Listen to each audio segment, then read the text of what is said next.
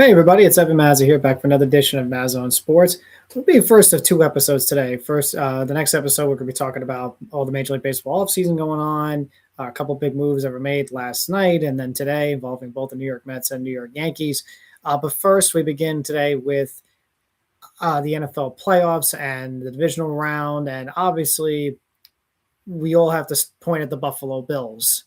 When you are a team, we just had this with the Baltimore Ravens, right? When you are a team that is always so close, right? And that's been the Buffalo Bills for the last 8 years, just like with the Ravens and Lamar Jackson. When you are so close,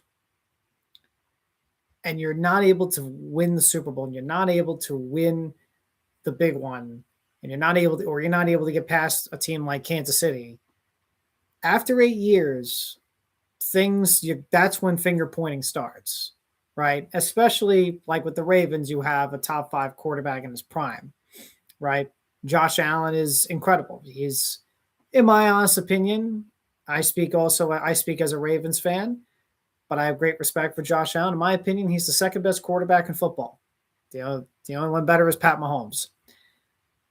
But what we saw on Saturday, their playoff loss to the Denver Broncos, was the culmination of the last 8 years of playoff disappointments where they weren't able to get past. And I guess you can also say, the same thing for the Ravens against the Steelers in the final week of the season, where it's just a culmination of everything throughout the season and of the last several years in the Lamar era.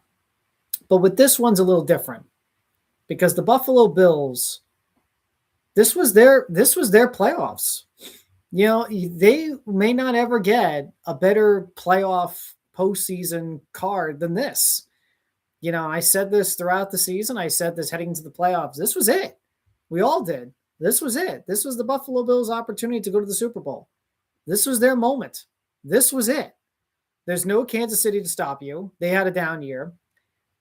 I know they've beaten Baltimore twice in the playoffs, but I'll even put them in there. They're out. They missed the playoffs too as well. The Cincinnati Bengals and Joe Burrow missed the playoffs because of, once again, no offensive line, no defense, and Burrow suffered an injury. But they missed the playoffs, so they're not there to stop you this time. They're not there to beat you. So you look at the rest of the postseason card, it's second-year quarterback Bo Nix in the Broncos, second-year quarterback Drake May in the Patriots, a good, solid Jacksonville Jaguars team, but not really a Super Bowl contender. And you look around the Pittsburgh Steelers, again, a nice team, but too inconsistent and not really a Super Bowl contender. This was all there for Buffalo. This was all there for the Buffalo Bills to win. Now, the problem, of course, was they had to go on the road. And I'll say this, the Buffalo Bills, their story is definitely overshadowing the Houston Texans. And we got to talk about the Houston Texans after their loss to the Patriots on Sunday. But the Buffalo Bills had it. This was their postseason. This was supposed to be their AFC this year, either them or the Ravens. But with the Ravens out, this screamed Buffalo. For the Buffalo Bills to completely blow it on Saturday in the same manner that they've blown their postseasons against the Kansas City Chiefs or the Cincinnati Bengals over the past several years, I'll even throw in Houston in 2019, this was as the defining playoff loss of the Bills era with Josh Allen as you'll ever see, and why they don't make it. And it's the same reason why the Ravens don't make it. Too many mistakes at the biggest games with their star players making the mistakes. The Ravens and the Bills have been the same team, different styles, sure, but the same team for the past 8 years. A superstar quarterback in their primes, and yet come the postseason, this team, the great regular seasons. Now the Bills have had postseason success. Josh Allen's got 8 playoff wins. You can talk about, they're all wild card. I don't like doing that. I can't believe people do that. I can't believe people write off the winning playoff games in the wild card round. I don't understand why people do that. I think that's a little stupid. all of a sudden now people are writing off playoff wins in the wild card round. But I see people call Josh Allen a wild card merchant or something, but that's so stupid. I'm sorry. That's lame to me. And that's lazy to just call somebody like if he wasn't winning those playoff games, what would you say? But Josh Allen has 8 playoff wins in his career. That is incredibly impressive in an 8-year career to this point, and 7 postseasons. He's won a postseason game in barring 2019, except for 2019. From 2020 to 2025, he's won a playoff game in every single postseason he's been in. 2019, his second year in the NFL, he was one and done to Houston. But after that, he's won a playoff game every year.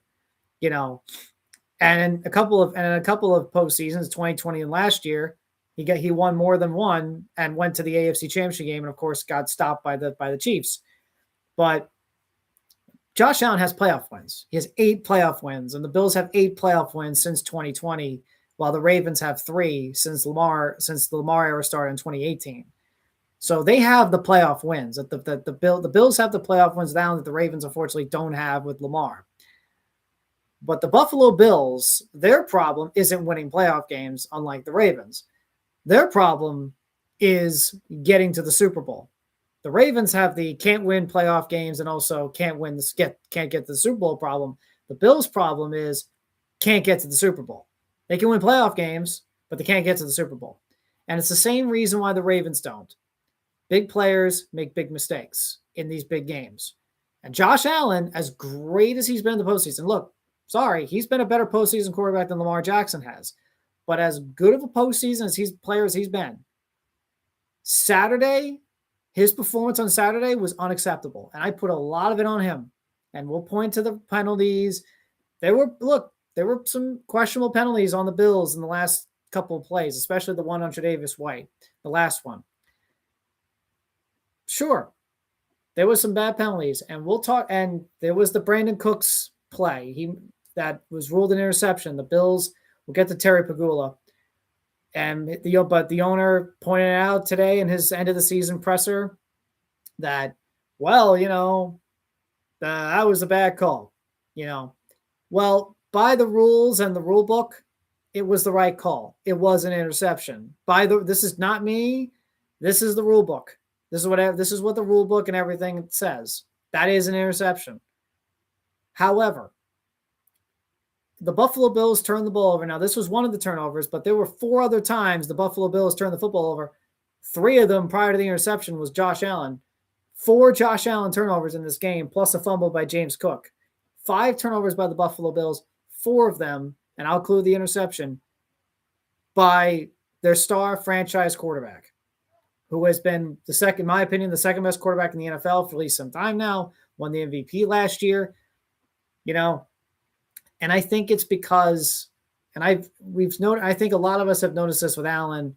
He can be as great as he is. He can be very reckless with the football. He can be very reckless. That fumble at the half was downright unacceptable. That can't happen in a playoff game like this. That can't happen in a playoff game like that.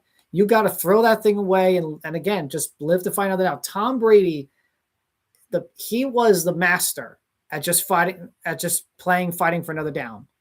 Don't do something don't throw the ball in an area that might get intercepted or turn the ball over. Tom Brady was the master at just throwing the ball down, throw it away, and just play the next play. Live to fight another down. That's Tom Brady. Tom Brady mastered that. And guys like Josh Allen need to understand that. Lamar Jackson needs to understand that. Jalen Hurts needs to understand that. Justin Herbert needs to understand that. Joe Burrow needs to understand that. These were all quarterbacks. There's a reason why these guys, now Jalen Hurts did win the Super Bowl last year and was great in the Super Bowl. He's been great in 2 Super Bowls, actually. But the guys that haven't been able to win the Super Bowl, Lamar, Allen, Burrow, Herbert, etc., part of the reason they're not able to win is because they try too much to make the big play instead of just playing the game and letting the game come to you. I've seen it a lot with these guys, and Allen is one of them. He's no exception to it. As great as he is, he's no exception to it.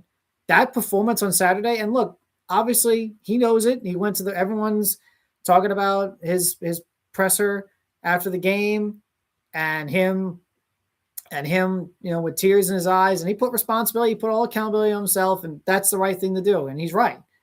It's the right thing to do, but he's also right. The game was on him. And the Denver Broncos, because it wasn't the penalties and it wasn't even that play, the reason why the Bills lost. The reason why the Bills lost is because they turned the ball over as a team, and 4 of them were by Josh Allen 5 times. That's the reason. Allen was 4 times, but that's the reason. You turn the ball over 5 times. You can't turn the ball over. Same thing I say with the Ravens. Well, the Ravens had a great second half against Buffalo. They turned the ball over twice, and then they turned the ball over in the second half, So 3 times they turned the ball over. You can't win like that. Kansas City in the championship game. Well, if this stuff, you turn the ball over 3 times, You turn the ball over 3 times in that game. A couple of them by the quarterback, of course. I can go on. Same thing. You can't turn the ball over. And Josh Allen is great, but you can't turn the ball over like that. You can't. And he can't be so reckless. And because of that recklessness, the Buffalo Bills lose in the biggest postseason gift that they could have asked. There was no excuse. I know they were going to go on the road, so that's tough. It's tough to win 3 straight games on the road. It's tough. Not everyone's the 2007 Giants, all right? The 2007 Giants, not everyone is them. No one is them. Really. The Ravens are great road teams in the postseason, but both their Super Bowl runs, they at least have 1 home playoff game against the Broncos and against the Colts in the wild card rounds, and their 2 runs to the Super Bowl. In 2007, the Giants are one of the few teams, along with the 2005 Pittsburgh Steelers, to go on the road 3 straight games and win it all and go to the Super Bowl and then win the Super Bowl. Only 2 other teams that's it. From what I can remember, those are the 2 teams that come to mind. Not everyone's the 05 Steelers and the 07 Giants. Not everyone is. But you got to, so it would have been an incredibly tough journey for the Buffalo Bills to go on the road to Jacksonville, to Denver, and now New England and win the Super Bowl and then go to the Super Bowl. It would have been extremely tough. But the bottom line is this: if there was any postseason to actually accomplish that feat, it was this one with no Kansas City to stop you. Again, I know they've beaten Baltimore twice, but no Ravens, no Bengals to stop you, no Chargers even with Herbert to stop you. Nobody. This was winnable. This was winnable. You could have beaten Denver if you just didn't turn the ball over. You've beat New England. You came back and beat New England the last time you met them. You can beat them. It was right there for the Bills to have their crowning moment, and especially, not just for the Allen era, but of course their entire history, because we can go back to the championship games and the 4 straight Super Bowls that they all lost in the 90s with those great 90s teams. And really ever since those 90s teams, they were busting their tails off just to get back to being competitive. Heck, after the Music City Miracle, their playoff loss to the Titans in 99, it started over 2 decades of a playoff drought, and then Josh Allen comes along and McDermott gets hired before that. And all of a sudden, the Bills are a consistent contender year in and year out. And if you're a Bills fan, of course you take that because you hadn't had that in a very long time since the 90s teams. You hadn't had that in a very long time. You were going through a carousel of quarterbacks: Ron Johnson, after Jim Kelly, Ron Johnson, Doug Flutie, Drew Bledsoe, Ryan Fitzpatrick, E.J. Manuel, Tyrod Taylor, J.P. Lossman, Kelly Holcomb, on and on and on and on and on. Nathan Peterman, on and on and on, But so you get Josh Allen, and he's this not just a good quarterback, not just a really good quarterback. He is a great quarterback, top 5 in the league. Like I said, I think in my opinion, he's the second best quarterback in football. But so you have these high expectations, and you're like, oh, wow, we can finally win the Super Bowl. And then you can't, because your team, they win playoff games. They do. But they're not able to take the next step to the top of the mountain. They climb and climb and climb and climb to the mountain top. And just as they're about to reach the peak of the mountain, they slip and fall, and they got to work their way up again. They get so close, year in and year out, even though they are winning playoff, and that's with them winning playoff games. So what happens? The Buffalo Bills lose. Allen turns the ball over 5 times, and you knew what was coming.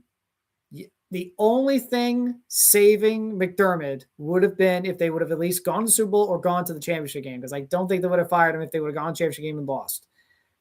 What happened on Monday? They fired Sean McDermott. Everybody who was everybody saw that one coming. I would suffice to say, there were more people surprised at the firing of Harbaugh than there was McDermott. McDermott is a really good coach. Now, McDermott is a really good coach. He's really good. And he deserves a lot of credit for taking a Buffalo Bills team that had been a mess for almost 2 decades, and he turned it around. And from 2019, 2020 to now has turned them into a consistent Super Bowl contender year in year. And for that, they've won 8 playoff games. And for that, he deserves a lot of credit. He's a really good coach, and he'll be hired, I think, by another team. If he is, I don't know, but he should be hired pretty quick because he's really good. But it's the same thing with Harbaugh. Why is Sean McDermott out of a job when he's really good? Simple. You didn't win a Super Bowl in 8 years with a great quarterback like Allen. Same thing with Harbaugh. So why is Harbaugh no longer the head coach? Simple. In 8 years, he didn't win a Super Bowl with a great quarterback and Lamar Jackson, a prime, quarterback in his prime was one. Both of them have won MVP. That's what it's not fair. Trust me. It really isn't fair, because I don't blame either Harbaugh or McDermott for the teams missing for the teams having disappointing, to their standards, disappointing seasons, because too many times where I think it's the big players making big mistakes is why they're not winning. Players play, coaches coach. Players got to play, though. Players got to play. They do. But Sean McDermott's fired. The Bills are, and now you have a coaching cycle, a carousel, where the Baltimore Ravens, the Pittsburgh Steelers, and the Buffalo Bills now are all in search of a head coach. And that is pretty interesting. And that is pretty interesting. I mean, it's who would have thought that we would have a coaching carousel with the Baltimore Ravens and Pittsburgh Steelers and the Buffalo Bills, we're all looking for head coaches, at least in this era, right? If the Buffalo Bills search for a head coach, 10, 15 years ago, 20 years ago, 10, 15 years ago, you'd be like, yeah, sure, of course. The Bills are, of course, they're always searching for head coaches. They hadn't found a head coach since Marv Levy. They had Wade Phillips for a bit, and then they went to, other guys like Dick Duran and Rex and Chan Gailey, whatever. They were going through coaches like crazy after Marv Levy, but obviously with the Bills being good now, they're now in that conversation where it's like, oh, wow, they have a head coach vacancy. And now them and the Ravens are the 2 most attractive spots in the NFL. Like, who wouldn't want to coach for them? You have a prime. You can go in there and win now. You can go in there and win now. You have 2 quarterbacks in their primes who have won MVPs. You've got good players around them as well, from Derrick Henry to James Cook to Roquan Smith to Rousseau to all of them. But and you can walk into that spot and win 10, 11, or 12 games, right? At least we think, and make the playoffs and be in there in the AFC. So these are 2 incredibly attractive spots. I would say the Ravens spot is the best one, because I just think they have just a little more talent than Buffalo. But then again, that's just my opinion. But these are 2 incredibly good spots to have if you're a coach looking for a job, looking for a head coaching gig. Who wouldn't want the Ravens and Bills jobs? Pittsburgh is a little iffy because you don't really know who the quarterback is. There's some futures regarding Cam Hayward, even TJ Watt. Pittsburgh's a little more of a, it's still the Steelers, obviously. It's still the Steelers. You can take the job because of Pittsburgh Steeler legacy and stuff. But it is a fringing, it is a fringe job to take. There's going to be some work you're going to have to do. But for the Buffalo Bills to fire Sean McDermott on Monday, no surprise. It's the same thing with Ravens. It was the same reason for the Ravens with Harbaugh. I was more surprised at the Ravens with Harbaugh than I was with this one. But it was for the same reason. Not winning a Super Bowl with a quarterback with a MVP quarterback in his prime in 8 years. So instead of, running it back the next year later, they said, well, let's try to find another coach. Thank you for everything, Sean McDermott. You did a great job. We're just going to but we're going to have to find another guy to get us over the top and win a Super Bowl with this incredibly talented quarterback. That's what it was. But then you had, another disappointing season for the Buffalo Bills comes to a halt. And a season where they didn't even win the division. They won the wild card. They got a wild card spot this year. The Patriots won the division. And then Terry Pegula has that presser today. And just the difference, again, you did see the difference. If you did watch the Steve Bisciotti presser a week or so ago, you do see the difference, right? And by the way, to all the Ravens fans who say, oh, I wish Steve Bisciotti would come out and talk more. He shouldn't be out hiding. He should come out and talk more. That's ridiculous. We don't see him anymore. We don't see him. Just when you say that, first of all, when you say that, just look at Jerry Jones in Dallas for prime example number one. But when you say that, remember what you saw with the Terry Pegula presser. Be happy that Steve Bisciotti doesn't come out and do pressers like that. And be happy that he doesn't come out and talk as often as he does. I am completely fine, and I'm completely fine with the way Steve Bisciotti has handled himself over the last 25 or 26 years, both as the minority, both as the co-owner with our Modell, or minority owner with our Modell, when he had 49% of the team, and then since he got full-time part of the team in 2004. So I'm perfectly fine with how Steve Bisciotti has handled himself as an owner for the last 25 or so years. Okay. I don't need to see him being a Jerry Jones type. And I don't need to see him having that kind of presser that Terry Pegula had. That is night and day between what Bisciotti had and what Terry Pegula had. Night and day. Pegula's presser was a disaster. His presser today was a complete and utter disaster. To undermine your head coach like that, the way you did, who, by the way, had a lot of success for you, just to let you know, he had a lot of success for you. To undermine him like that is ridiculous. To then bring up the Keon. Keon Coleman's had a rough career to this point. It's been a disappointment, sure, but you don't need to kick dirt on him like that. And to top it off, you kind of made Brandon Beane look weak, who you not only kept, you promoted him to president of football operations. And you kind of undermined him there. And then, like I said, to top it off with Pegula, he was like, we had a bad call go against us. It's ridiculous. This is why you don't win, Buffalo. This is why I'm talking to the organization here. This is why you don't win. You blame everybody else. You blame the overtime stuff. You're now blaming the referees. This is why you're not champions with Josh Allen. This is why, or one of the reasons why, because you're blaming everybody else except yourselves. You're blaming everybody else and everything else. You blame the league again. You're blaming the league again. It's a disaster. You should thank your stars that Josh Allen's on your team, because if it wasn't for him, your team would be a disaster. He's the one that keeps your team afloat.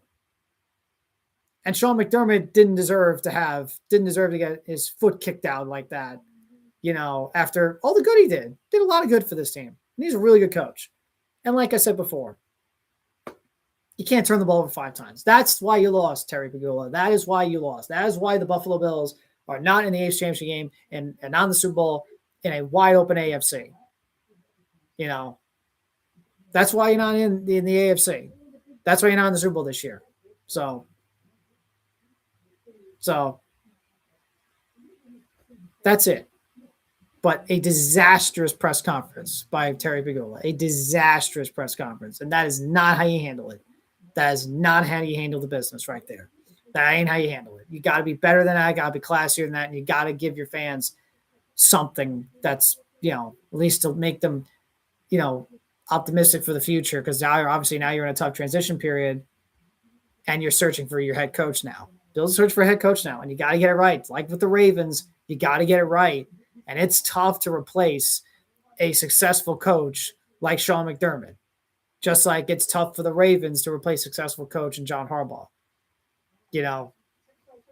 you're going to have to find someone better, and that's not easy. Same thing with Pittsburgh, Mike Tomlin. It's not easy. It's not easy finding a coach like that. It's not easy. I know the Patriots got Mike Vrabel after, but they also had Gerard Mayo for a year, and that didn't work out.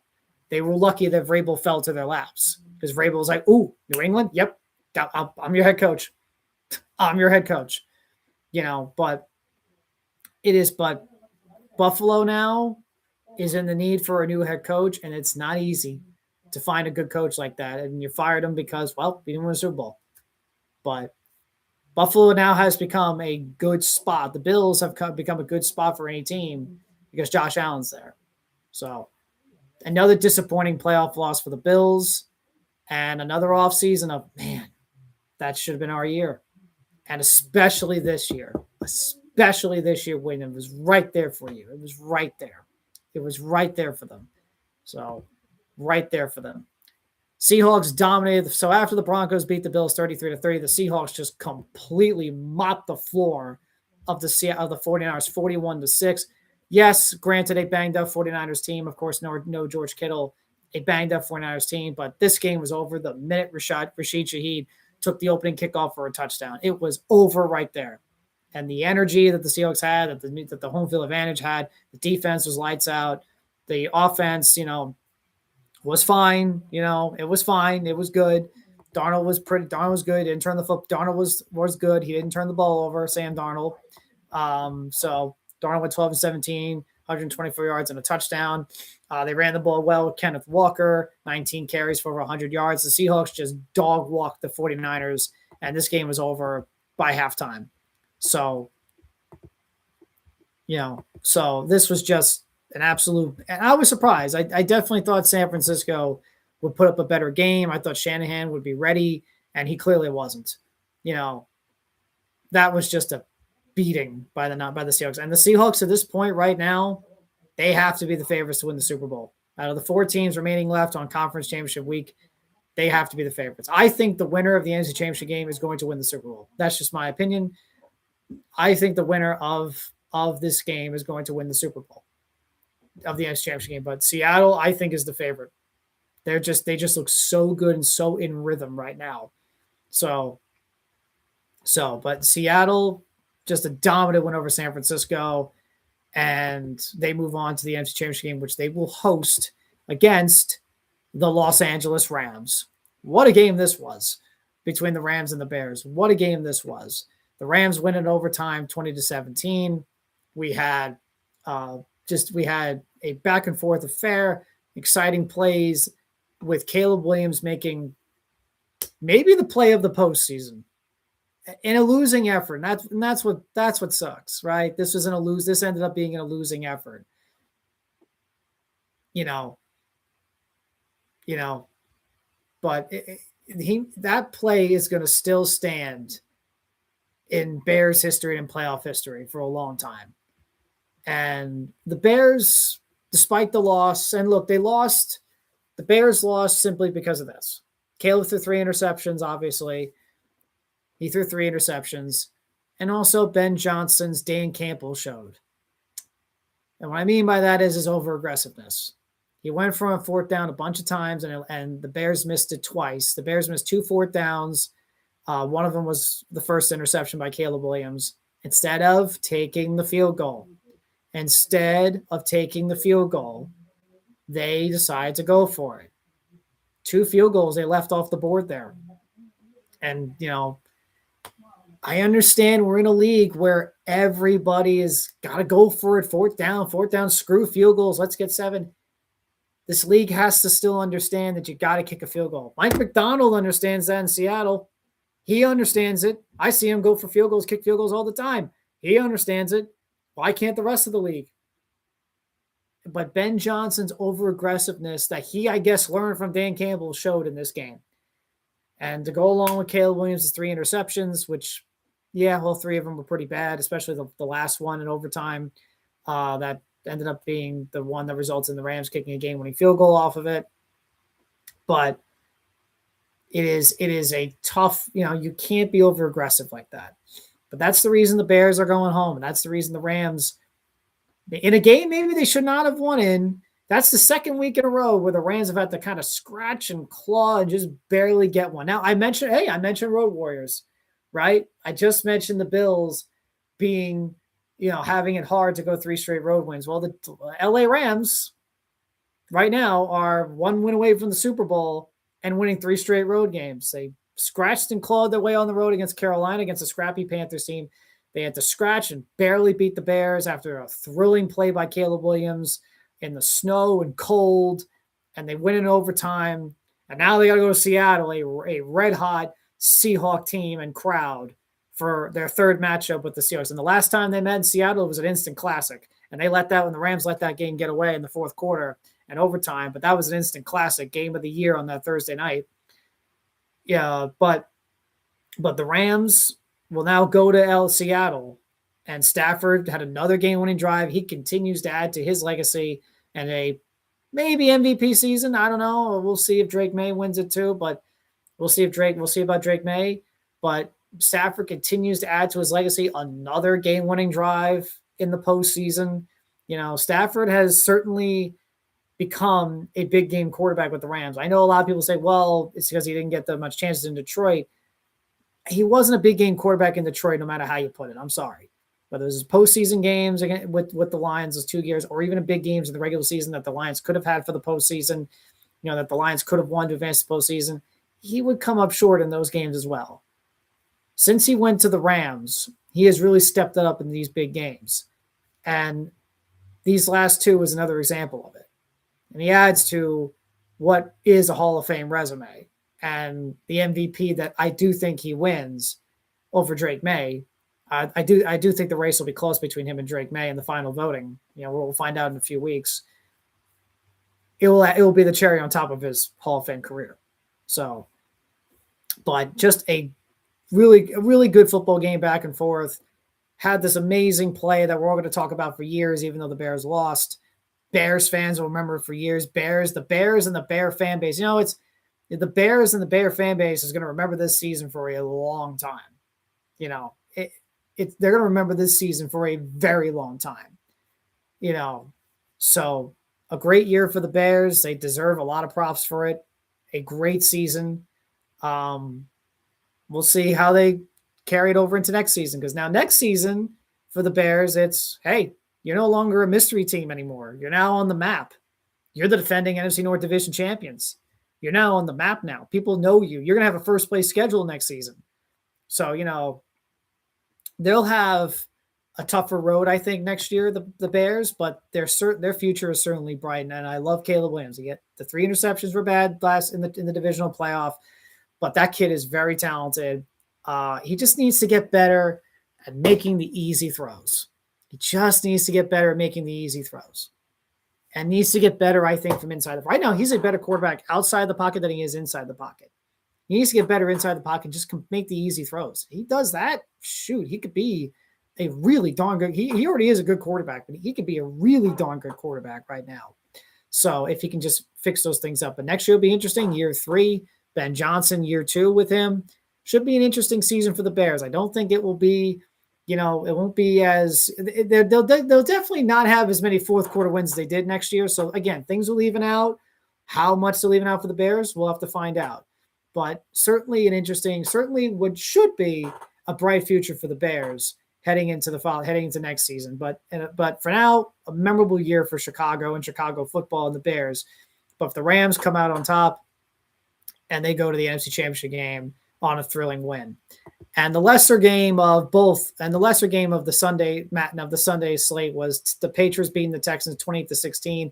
Rain, snow, wet, sloppy. This was as sloppy of a game as you'll see in the postseason, in any NFL postseason game. And unfortunately, it was highlighted by C.J. Stroud having probably the worst game of his career to this point, throwing 4 interceptions in this game. He just looked lost, not in sync. It completed also really a nightmare postseason for him. He turned the ball over a lot in the previous week against Pittsburgh, even though they won that game. Just a nightmare postseason for C.J. Stroud compared to really how he played in the last two postseasons, in his first two. He did really well. I thought he did well in 2023. He did well in 2024. Overall, this was definitely a step down in the postseason for CJ Stroud. And in these two playoff wins and these two playoff games for him. New England, they scratched, they were the better team overall, especially with no Nico Collins, but even they turned the ball over. Drake May had an interception. He lost a couple of fumbles in this game as well. Drake May did. So May kind of had a weird game. He threw 3 touchdowns, but he also turned the ball over a couple of times. But the Patriots were able to still win off the strength of their defense, stuffing up the run of the Texans, and Stroud throwing 4 interceptions. So New England wins, and they will now head to Denver to face the Denver Broncos in the AFC Championship game. But again, not the best performance by the Patriots. And they're going to need to be better on offense because they face another tough defense in the Denver Broncos defense. But they will face a quarterback. But the Patriots, of course, will face a different quarterback. We'll get to that in a second. But again, the story of this game, I think, to me, is CJ Stroud. Just he looked off. He looked out of sync, and he just looked a little puzzled. I don't want to use the term seeing ghosts, but he definitely looked puzzled, and he definitely looked out of it out there against a good Patriots team in New England. And unfortunately, the Texans, continue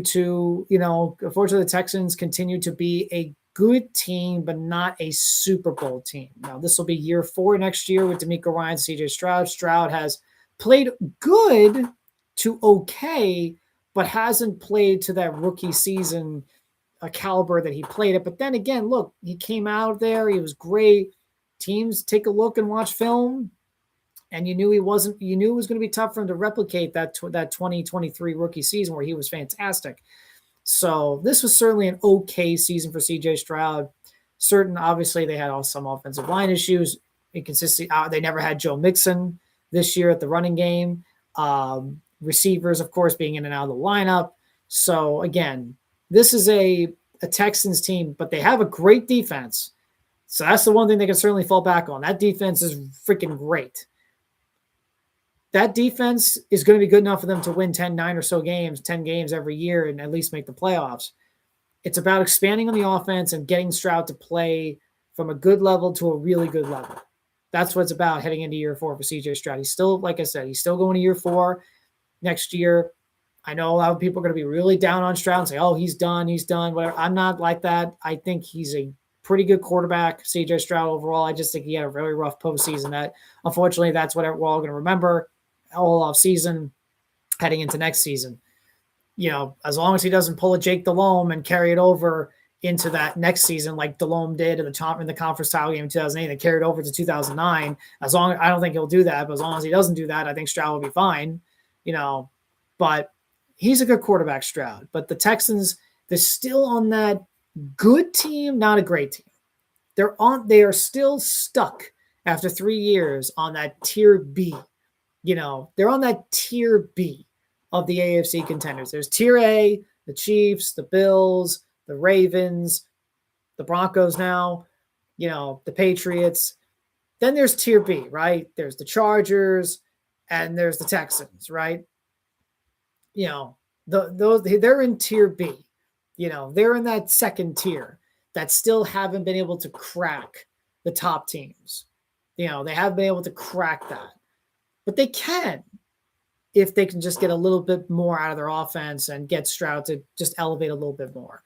But the New England Patriots move on, and that sets up a conference championship games of the Rams and the Seahawks, and the Patriots and the Broncos without the Broncos starting quarterback. Bo Nix in the overtime took a hit, landed awkwardly on his ankle, broke a bone in his ankle, and he is out for the rest of the postseason, and he is out for this Sunday for the AFC Championship game. But Jared Stidham will take snaps in an AFC Championship game with 60 minutes on the line to go to the Super Bowl. And boy, that is really rough. That's tough for the Broncos. You had home field advantage. You've had a great year, and now you're not even going to have your quarterback to start the AFC Championship game. after the ride you've been on. I don't know if Jarrett Stidham's got a Nick Foles in him. I don't know if Jarrett Stidham has got a, I don't know if Jarrett Stidham's got a Jeff Hostetler in him. I don't know if Jarrett Stidham's got a Trent Dilfer in him. Backups that became starters, and made runs to the Super Bowl. I don't know if Stidham has any of that in him, but the momentum, but if Bo Nix was playing, I would have easily picked the Broncos, but unless Stidham has got a game like that in him, this should be Patriots all the way in this one. So the Denver Bronco defense is going to have to do some serious, and they're really good, but they're going to have to do some serious heavy lifting in this game. Excuse me. If they want to have a shot at winning this and getting to the Super Bowl, if they can win or win the AFC Championship, if they can win this game, it will be one of the biggest upsets I think we've seen in a while. Because think about it. You lose your starting quarterback right before the AFC Championship game, and you have to practice with this unproven quarterback in Jarrett Stidham, and against a really good team in New England. If you win that one, man, everyone's gonna be talking about that forever. But this should be all New England in this game. But it's just a real tough blow to the Broncos to lose Bo Nix. And Bo, again, has had a good second year, and he's been terrific in the fourth quarter and overtime in big moments. And he was, again, very good in the fourth quarter overtime on Sunday or Saturday against Buffalo. And to lose him for the rest of the post, to lose him for this game is just a huge blow. Huge blow. And if the Broncos do lose on Sunday, it's going to be one of those, man, if we didn't lose our quarterback, we could have been Super Bowl champions or gone to the Super Bowl at the very least. But this was a real brutal injury for the Broncos and Bo Nix. But that's the conference championship. So the conference championship quarterbacks, just like we all predicted heading into the 2025 season, is Matthew Stafford, which I'm sure some predicted that for the Rams. I'm sure some, for the Rams season. Sam Darnold, who, remember, when the Seahawks traded for him, people criticized and said they should have kept Geno Smith. Sam Darnold, Drake May, and now Jarrett Stidham. That's your championship. That's your conference championship quarterbacks in the 2025-2026 AFC conference championship rounds. No one saw that heading into the season. We all thought Lamar, Mahomes, Allen, Burrow, Hurts, Jaden Daniels, Brock Purdy, and even, like I said, Stafford too as well.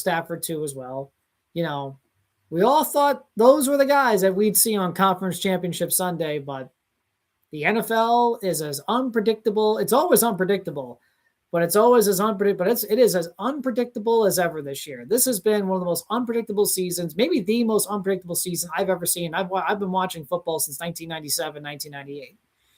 This is one of the most unpredictable seasons of the NFL I've ever seen. This has just been a wild ride, unpredictable ride that we've seen from the NFL, and we still got 2 more weeks of it left. We got the conference championship, and then we have the Super Bowl. So just completely bonkers what's going on around the league this season on the field. And I say on the field because still off the field, there's the coaching carousel that's going on. This is, again, one of the most unreal coaching cycles and carousels we've seen in a while. So you've got the Ravens, and like I've said, the Ravens, Steelers, now Bills have coaching vacancies. The Raiders have a coaching vacancy. The Browns have a coaching vacancy. The Falcons had a coaching vacancy. The Dolphins had a coaching vacancy. All of these teams had coaching vacancy. The Titans had a coaching vacancy. All these teams were searching for new coaches, especially contenders like the Ravens, the Bills, and the Steelers, all searching for new head coaches. And guys fired, right? Smart coaches and smart guys fired, like Harbaugh, Sean McDermott, et cetera. Tomlin stepping down. We had Stefanski fired, Mike McDaniel fired. This is a wild coaching carousel we're seeing this offseason. It's very interesting. It's actually, I would suffice to argue, it's certainly been very interesting in contrary to it's certainly been very interesting, especially with the playoffs going on, because again, with the playoffs, there's so much unpredictability going around, but a lot of the big teams are out, that we all expected before the season. So now the coaching carousel has certainly been very interesting, to at least compete with the NFL postseason currently going on right now. But we did have hires this week. The Miami Dolphins hired their latest new head coach, and it is Packers defensive coordinator Jeff Hafley. He will be the new head coach of the Miami Dolphins. The Atlanta Falcons hired Kevin Stefanski to be their new head coach. Tommy Rees, his former offensive coordinator with the Cleveland Browns, is coming with him to Atlanta to be their offensive coordinator. I do like that hire for the Atlanta Falcons. I think Stefanski is a great offensive coach and a good coach overall. He's a 2-time coach of the year. He was able to do good things in Cleveland. I think it's a good hire by the Atlanta Falcons. Let's see what he can do with Michael Penix. Jeff Hafley has got a lot of work to do in Miami, a lot of work to do with the Dolphins. So it's interesting that the Falcons have gone from an offensive coach to a defensive coach. So it looks like the Dolphins know that, like, well, we might not be able to score a lot of points next year because there's no Tua. Tyreek Hill's probably going to be traded. Jalen Waddles may not be here next year. We might not be able to score points next year. So let's try to build a defense and at least go from there. So I think I can see the Dolphin strategy from there. And speaking of defense, the Tennessee Titans hired Robert Saleh as their new head coach. I'm not the biggest Robert Saleh guy. I don't think he's a good head coach at all. I think he's perfectly fine as a defensive coordinator. But the Tennessee Titans are now bringing him in to head coach a team with a young upstart on the rise quarterback in Cam Ward. And I'm not sure how he can handle that because I saw it with the Jets. I know, look, Cam Ward is miles better than Zach Wilson, miles and miles and miles better than him. But I saw how Saleh was handled Zach Wilson. It wasn't very good. So I'm very curious about that hire. Again, not the biggest fan of Saleh. We'll see how it goes for the Titans, but they really had to get this right because Cam Ward is very talented. The kid's a stud. He is a stud. So we'll see how they handle. We'll see how they go. We'll see who they bring in as offensive coordinator. Their offensive coordinator hire, the Titans, is going to be just as big as their head coaching hire. Who's going to be the coordinator that's going to be working with Cam Ward as next season? That's going to be the biggest question. So we'll see. John Harbaugh was introduced yesterday as the new head coach of the New York Giants, and I watched the whole presser, and look, he's that big ball of energy the Giants have missed since Tom Coughlin over the past decade. He's exactly what they need. And you saw it in the presser, I think, yesterday. He brings that energy. He brings that fire. He brings the passion. He brings a love of the game, a love of football. And the players were there smiling and loving everything he was saying.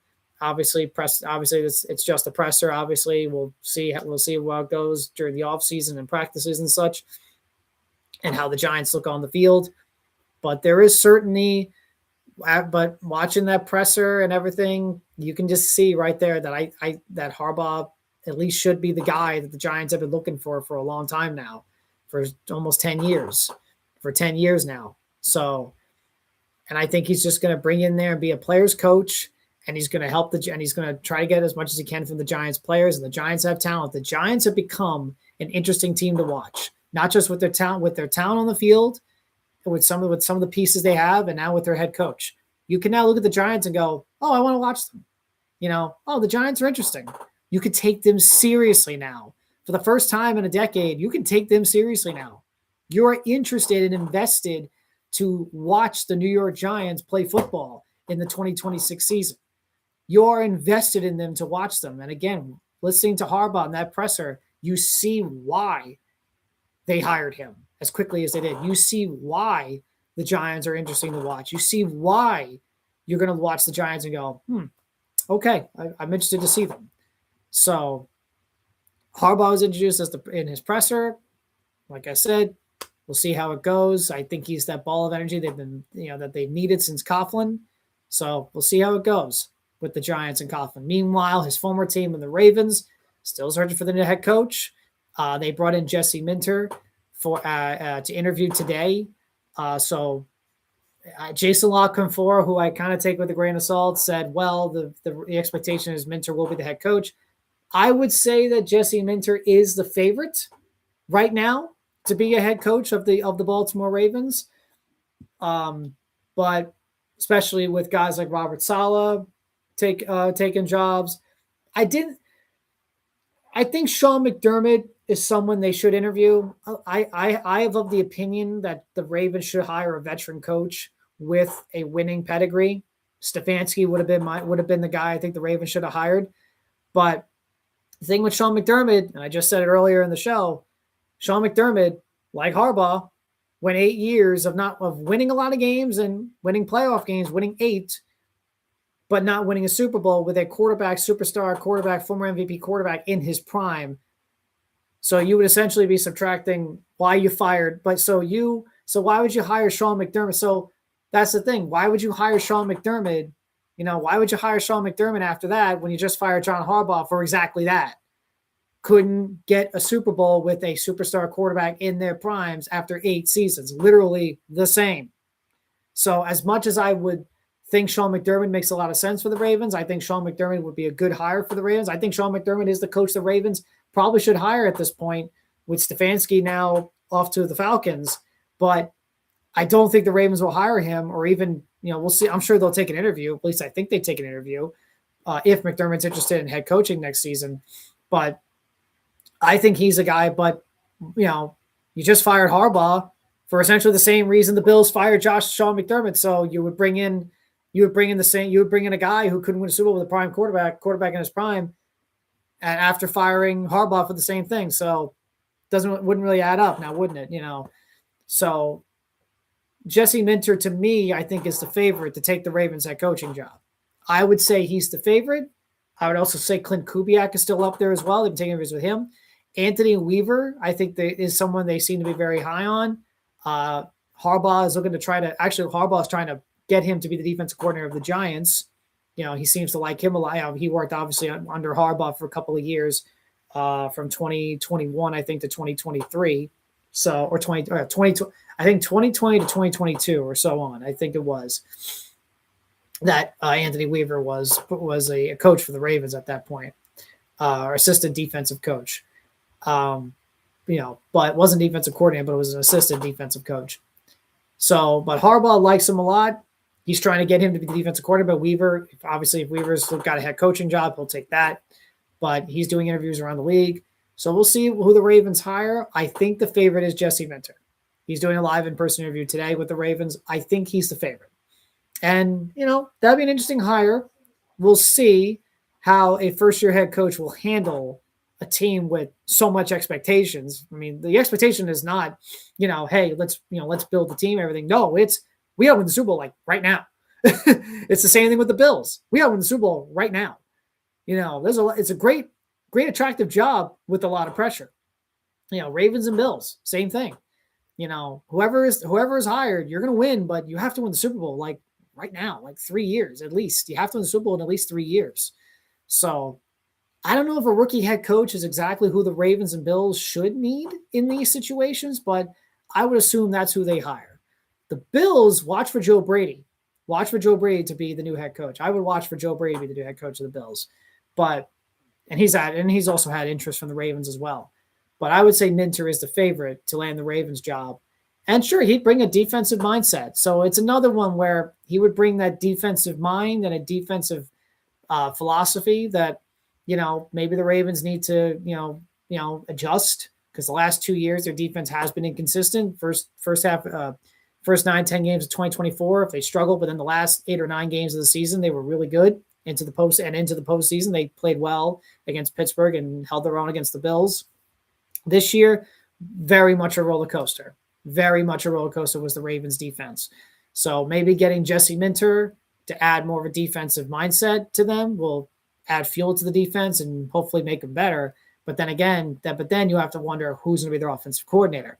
Reports are Mike McDaniel is going to be the offensive coordinator of the Chargers, and I think that is a really good hire by the Chargers. They fired Greg Roman and they hired Mike McDaniel. That is a really good hire by Jim Harbaugh and the Chargers. And I think this might be a 2014 Gary Kubiak thing all over again, where, I remember Kubiak was the offensive coordinator of the Ravens in 2014. Flacco was really good that year. Forsett had 1,000 yards. They had a good offense. And then Kubiak went and got a head coaching job right after that when the Denver Bronco job opened up. So this might be a similar thing where the Chargers have a good offense. McDaniel is great with Justin Herbert, etc. They score points, they're good. But then as soon as the next head coaching spots start opening up, McDaniel is, becoming a head coach again after only one season. So it might be that. So McDaniel is heading to the Chargers. Like I said, that's a good hire by the Chargers, and that will help Justin Herbert and help this offense. Of course, there's other guys that the Ravens could hire on the offensive coordinator, like Cliff Kingsbury. Maybe Kubiak would take another offensive coordinator spot. But I would think Jesse Minter is the favorite. He'd be the betting favorite, I think, to win. It'll be interesting if they would hire him, but we'll find out later whether the head coaching job, whether the Ravens hire a coaching job sometime this week or into next week. We'll find out there. The Steelers, speaking of the Steelers, they completed an interview with Mike McCarthy for their head coaching job. McCarthy, I don't know if McCarthy is the kind of guy they need right now. See, the Steelers are a guy I think could use a rookie head coach. I mean, McCarthy's a veteran. Maybe it's they're hiring McCarthy to try to get Rodgers to come back. That would be the only thing that I can think of. But how is that relationship? That relationship with him was very off and very strange when he was in Green Bay. Rodgers is a strange person, as we know. But that relationship that he had with McCarthy wasn't exactly the strongest. Even from the day he was drafted, Rodgers held McCarthy against him, held it against McCarthy when McCarthy was in San Francisco and the Niners as the offensive coordinator, and the Niners drafted Alex Smith over Rodgers. And Rodgers held that against him, through that whole entire time they were together, which is so strange. But like I said, Rodgers is a strange person. If the Steelers are trying to look at McCarthy to maybe see if that could get Rodgers back, I don't know if that would even get Rodgers back. But even still, I don't know why McCarthy would even interview for the Steelers and even think about having the Steelers job, because right now they don't have a quarterback. And even if they were to have Rodgers, he's 42, 43 years old. I think the Steelers are at a point in their franchise where they have to get a new, fresh head coach, offense or defensive mind, a rookie head coach, and just start anew. I don't think getting Mike McCarthy is going to help them with anything, even if he would have hired McCarthy and then you get Rodgers back. But again, I'm not sure what that relationship looks like. So at least at this point in their time, I don't know. At least at this point, I don't know what their relationship is. But that's a very strange one to me. And I like McCarthy a lot. I think McCarthy is a much better coach than many give him credit for. And I do think a lot of the criticism he got in Green Bay was very, very undeserved. I think if you honestly point the finger at anybody, point the finger at Aaron Rodgers. And I think a lot of people who blame McCarthy now realize that it was really Aaron Rodgers' fault. But the Bills interviewed Joe Brady for their head coaching job. Again, I would think he's going to be the favorite to get the Bills job. But again, we'll find out. Like I mentioned, the Falcons are hiring Tommy Rees to be their offensive coordinator. The Eagles are still searching for an offensive coordinator. They interviewed Matt Nagy for the offensive coordinator spot, a former, obviously Andy Reid, I think even Doug Peterson guy. So, just a lot of interesting coaching stuff. Gus Bradley looks to be the favorite. That's what Kyle Shanahan says. According to Kyle Shanahan, Gus Bradley is the favorite for the 49ers defensive coordinator job. And the Raiders obviously are still looking for a head coach. Be interesting to see who Tom Brady and Mark Davis and the Raiders eventually hire, because whoever they hire is going to be tasked with their number one draft pick quarterback, Fernando Mendoza, more than likely. And the Indiana Hoosiers, of course, on Monday won the national championship over the Miami Hurricanes. Mendoza played a good game, and they completed undefeated 16-0 season for their first national championship football-wise. So Indiana with an impressive season. And now Mendoza, Heisman, undefeated, national championship. And he's on his way to the NFL and on his way to the bright lights of Las Vegas, to a team that could use a lot of help. So, and they're looking for a head coach. And the Raiders need to get it right, because you're in a tough division with the Chiefs, who I think are going to have a bounce-back season. The Broncos and the Chargers are good. You're going to need to get this head coaching right, and whoever is the head coach is going to need to be good for Fernando Mendoza, because that's your guy, that's your franchise guy, and you're going to have to get better quickly, or at least get better and take your time, or at least get better to try to compete in a very, very tough division. So quick Monday night, quick little wrestling Monday Night Raw. Obviously, AEW Dynamite is tonight, starts in an hour. AEW Dynamite is tonight, that starts in an hour. NXT was NXT was NXT. Nothing, there was the tag. There was a six woman tag, which Zarya and it was a 6-woman tag with Zarya and Soul winning, but not for the number one contendership for the NXT Tag Team Championships. It was for the TNA Tag Team Championships. So the TNA Knockouts Tag Team Championships. So Soul and Zarya win that one. They continue to do this whole thing with Tony D'Angelo. I'm kind of puzzled what they're doing. I guess Tony D'Angelo might be team. Who knows? He may be teaming with Ricky Saints. Who knows? But I don't know if that's where D'Angelo should be. I don't think D'Angelo should be a heavy for anybody. But next week they announced all their matches, qualifying matches for the ladder match to see who will be the new NXT champion. The ladder match. Monday Night Raw was, one of the mill shows. Fine. I thought CM Punk and Finn Balor, though, they were the highlight of the show. They had a great main event. They had a very good main event in Ireland and Belfast. So they were the highlight of the show for me. Tonight on Dynamite, let me just get the card here real quick. Unreal. Do little quick things on Unreal on Netflix. It was fine. Season 2, it was fine.